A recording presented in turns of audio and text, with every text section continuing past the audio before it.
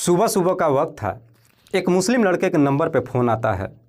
जैसे ही फ़ोन उठाता है, उधर से कॉल करने वाला व्यक्ति कहता है कि तुम्हारी बहन की डेड बॉडी होटल के कमरा नंबर 204 में पड़ा है। लड़का इससे पहले कि उससे कोई सवाल जवाब करता, फ़ोन करने वाला व्यक्ति तुरंत ही कॉल कट कर देता है। इधर लड़का काफ़ी सोच में पड़ जाता है कि जो उसे खबर मिली है वो सही है या फिर गलत। अब लड़का अपने आप को तसल्ली देने के लिए अपनी बाइक उठाता है, सीधे उस होटल में पहुंच जाता है और जा कर के होटल मैनेजर से कहता है कि मुझे कमरा नंबर 204 ओपन करके दिखाओ। होटल मैनेजर जैसे ही कमरे का दरवाज़ा खुलता है तो आखिरकार वही होता है जो उस लड़के को खबर मिली थी। दरअसल कमरे के अंदर बेड पे एक लड़की का डेड बॉडी पड़ा था। होटल मैनेजर जैसे ही उस डेड बॉडी को देखता है, इस बात की जानकारी पुलिस को दे देता है। पुलिस जब इस केस की जांच पड़ताल करना शुरू करती है तो एक ऐसी सच्चाई सामने निकल कर आती है जिसे सुनने के बाद हर कोई सोचने और समझने पर मजबूर हो जाता है। नमस्कार, आदाब, मैं हसमुद्दीन और आप देख रहे हैं सफ़र क्राइम तक। आज की जो ये सच्ची घटना मैं आपको सुनाने वाला हूँ, ये घटना है उत्तर प्रदेश की। उत्तर प्रदेश का एक ज़िला पड़ता है गाज़ियाबाद और इसी गाज़ियाबाद का एक इलाका आता है धौलाना और इसी धौलाना इलाके का रहने वाला दानिश खान। दानिश जिसकी उम्र है लगभग 24 साल के आसपास। बात कर रहा हूँ मैं 23 अक्टूबर 2023 की सुबह सुबह, जब दानिश अपने बेड पे सो रहा था। उसी वक्त उसके नंबर पे फ़ोन आता है और फ़ोन करने वाला व्यक्ति कहता है कि तुम्हारी बहन की डेड बॉडी गाज़ियाबाद के अनंत होटल के अंतर्गत कमरा नंबर 204 में पड़ा है। और इतनी सी बात कहकर फ़ोन कट कर देता है। इधर इस बात की जानकारी जब दानिश को मालूम चलता है, आनंद फानन में अपनी बाइक उठाता है, होटल में पहुंच जाता है और जाकर होटल के कमरा नंबर 204 का दरवाज़ा खुलवाता है। दरवाज़ा जैसे ही खुलता है तो देखता है कि बेड पर उसकी बहन जोया की डेड बॉडी पड़ा है। जोया जिसकी उम्र है लगभग 22 साल के आसपास। जैसे ही अपनी बहन को इस अवस्था में देखता है, जोर जोर से रोने लगता है। लेकिन होटल मैनेजर जब उस डेड बॉडी को देखता है, इस बात की जानकारी नज़दीकी थाने में दे देता है। इधर पुलिस को जैसे ही सूचना मिलती है, पुलिस अपने टीम के साथ होटल में पहुंचती है और सबसे पहले डेड बॉडी को चेक करती है तो मालूम चलता है कि जोया की गला दबाकर हत्या की गई है। उसके मुंह से झाग भी निकला हुआ था।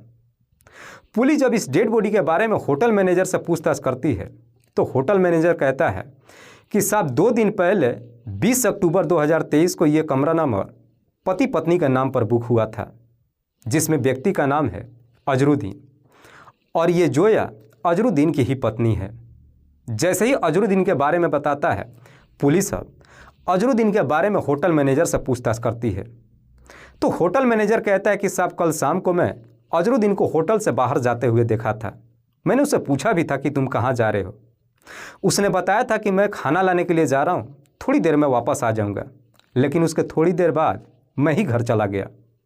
उसके बाद से अजरुद्दीन वापस आया या फिर नहीं, इस बारे में मुझे कुछ नहीं मालूम है।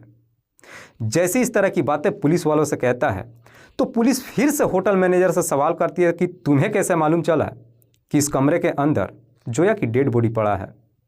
पुलिस जैसे इस तरह की सवाल करती है, होटल मैनेजर जोया का भाई दानिश का नाम बता देता है।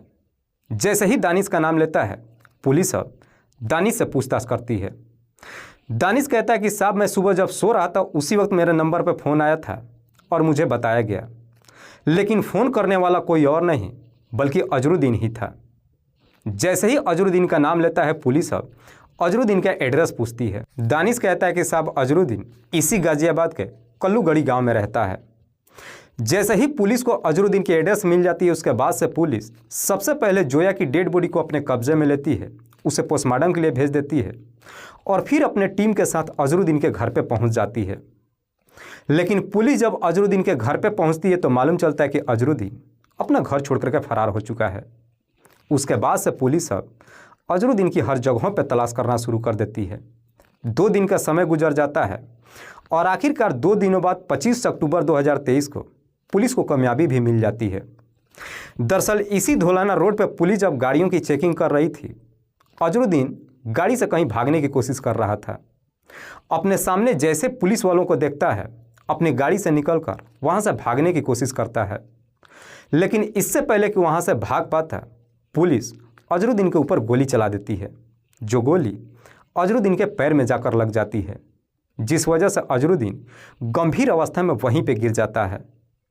उसके बाद से पुलिस अजरुद्दीन को अपने कस्टडी में लेकर सीधे थाने में पहुंच जाती है और सबसे पहले उससे सवाल करती है कि तुमने जोया की हत्या क्यों किया है।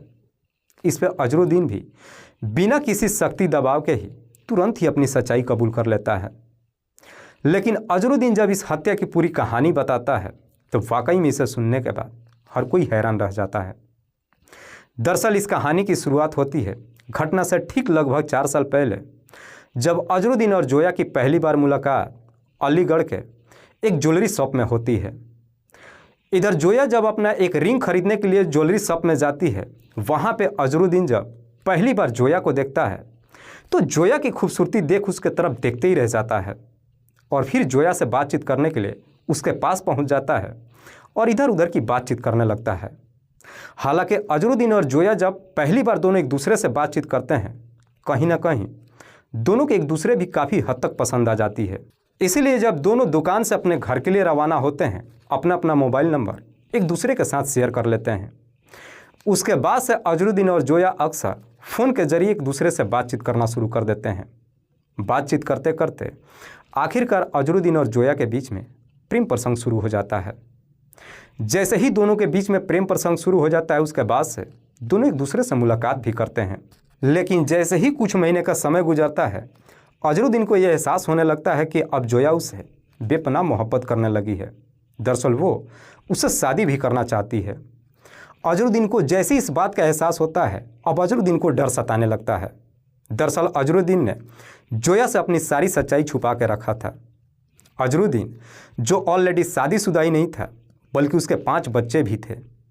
अजरुद्दीन की पत्नी का नाम है जीनत बेगम, जो देखने में बेहद ही खूबसूरत है।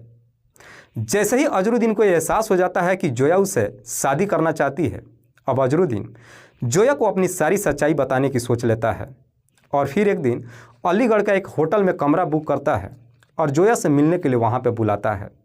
जोया जब होटल में अजरुद्दीन से मुलाकात करने के लिए जाती है, अजरुद्दीन जोया से अपनी सारी सच्चाई बता देता है।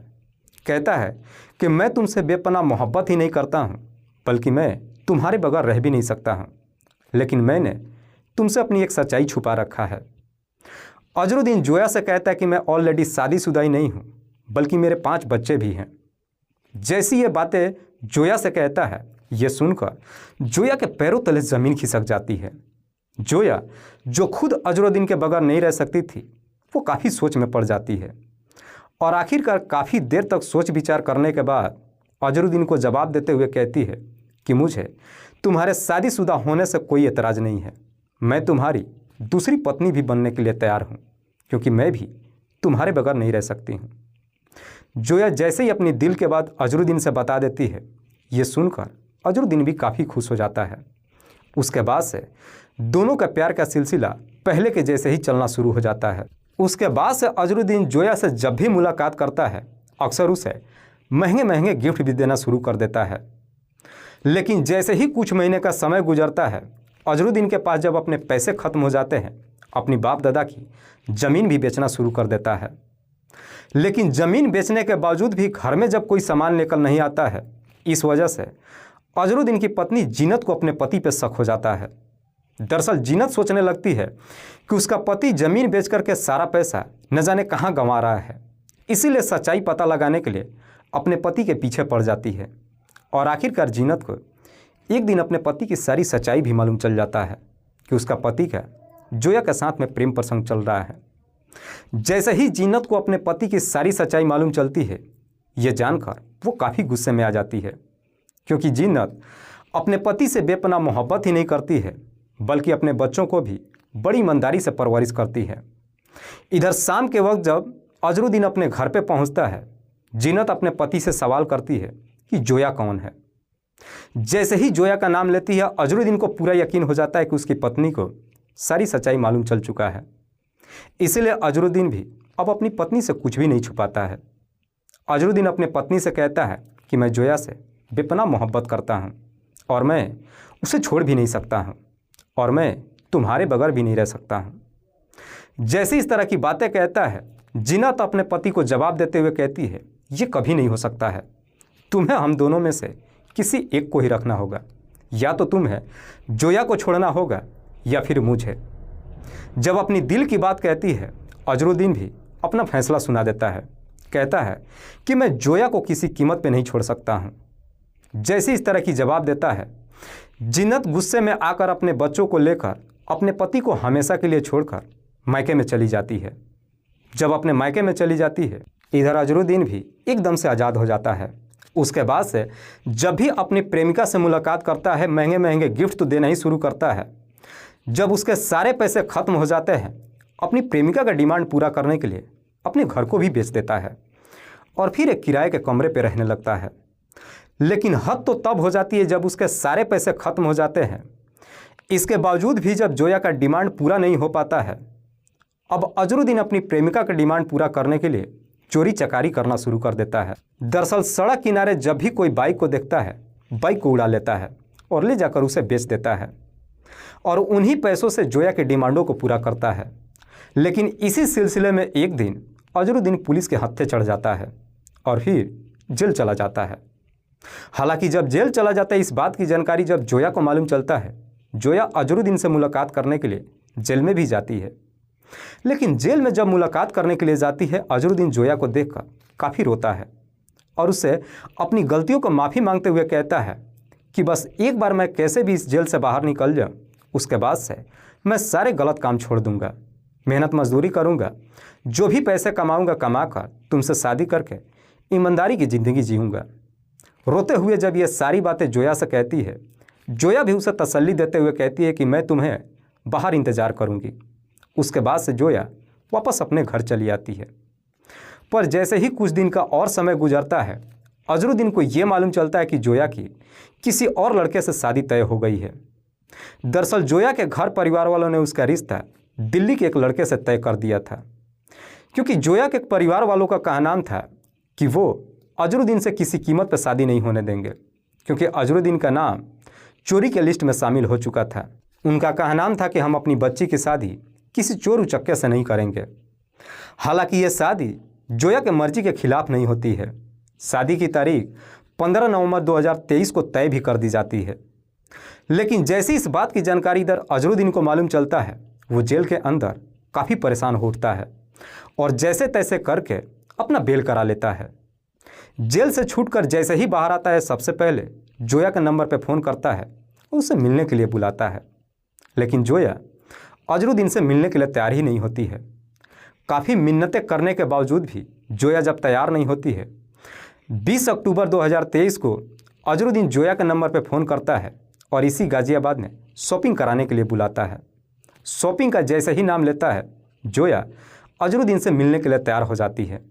गाज़ियाबाद में जब जाती है, दोनों दिन भर इधर उधर घूमकर शॉपिंग करते हैं और इसी गाज़ियाबाद के अनंत होटल में कमरा नंबर 204 3 दिनों के लिए बुक कर लेता है। 20 अक्टूबर 2023 को शाम के वक्त जब होटल में पहुंचते हैं, सबसे पहले अजरुद्दीन जोया से एक ही सवाल करता है कि जहां पे तुम्हारी शादी तय हुई है, उस शादी से तुम इनकार कर दो। लेकिन जोया इसके लिए तैयार ही नहीं होती है। जोया अजरुद्दीन को जवाब देते हुए कहती है कि मैं वहीं पे शादी करूंगी जहां मेरे घर परिवार वाले कहेंगे। अजरुद्दीन कहता है कि मैंने तुम्हारे लिए अपना सब कुछ बर्बाद कर लिया, बीवी बच्चों तक को भी छोड़ दिया, मैं कहाँ जाऊँगा। जोया कहती है कि मेरे घर परिवार वालों का कहना है कि मैं अपनी बेटी की शादी किसी चोर उचक्के से नहीं करेंगे। जैसे ही चोर का नाम लेती ये सुन करके अजरुद्दीन के अंदर एकदम से आग लग जाती है। इसी बात को लेकर दोनों के बीच में झगड़े तकरार शुरू होता है। झगड़े तकरार करने के बाद दोनों सो जाते हैं। अजरुद्दीन को पूरा ये उम्मीद होता है कि अगले दिन जोया उसकी बात ज़रूर मान जाएगी। अगले दिन भी जोया को काफ़ी समझाने की कोशिश करता है, लेकिन जोया अजरुद्दीन की बात मानने के लिए तैयार नहीं होती है। जब अजरुद्दीन को पूरा यकीन हो जाता है कि जोया उसकी बात नहीं मानेगी और वहीं पर शादी करेगी जहाँ पे उसका रिश्ता तय हुआ है, इसीलिए अब अजरुद्दीन जोया को हमेशा के लिए इस दुनिया से ही हटाने का तय कर देता है और फिर 22 अक्टूबर 2023 को मार्केट में जाता है और अपने षड्यंत्र के तहत कुछ जहर खरीद कर लाता है। शाम के वक्त जब होटल में पहुंचता है, फिर से एक बार जोया से पूछता है। जोया जब उसकी बात नहीं मानती है, चुपके से उसके कोल्ड ड्रिंक में उस जहर को मिला देता है, जो जोया देख नहीं पाती है। जब वो कोल्ड ड्रिंक जोया को पीने के लिए देता है, जोया जैसे ही कोल्ड ड्रिंक पीती है, पीने के बाद जब बेड पर लेटती है, उसके मुंह से गाज निकलने लगता है। उसी दौरान अजरुद्दीन बेड पे पड़े तकिए को उठाता है और जोया के मुंह पे तब तक दबा के रखता है जब तक जोया की सांसें नहीं रुक जाती है। जोया की जैसे ही मौत हो जाती है, उसके बाद से अजरुद्दीन होटल से बाहर गली में निकलता है और अपने दोस्त जलाल के नंबर पे फ़ोन करता है और उसे अनंत होटल के बगल के गली में बुलाता है। जलाल जब अपनी बाइक लेकर के बगल के गली में पहुंचता है, अजरुद्दीन अपने दोस्त के बाइक पे बैठता है और वहां से फरार हो जाता है। जैसे तैसे पूरी रात गुजारता है और अगली सुबह जोया के भाई दानिश के नंबर पे फ़ोन करता है और उससे कहता है कि तुम्हारी बहन की डेड बॉडी अनंत होटल के अंदर कमरा नंबर 204 में पड़ा हुआ है। वाकई में अजरुद्दीन जब ये पूरी कहानी पुलिस वालों को बताता है, पुलिस अजरुद्दीन के तहरीर पर उसके दोस्त जलाल को भी अपने कस्टडी में लेकर आती है। फिलहाल पुलिस ने इन दोनों आरोपियों को अपने कस्टडी में लेकर इन पे गंभीर धारा में मुकदमा दर्ज करके जेल भेज दिया है। दोस्तों, इस पूरी घटना के बारे में आप क्या सोचते हैं? आप अपनी राय हमें कमेंट बॉक्स में जरूर दीजिएगा। तब तक के लिए जय हिंद, जय भारत।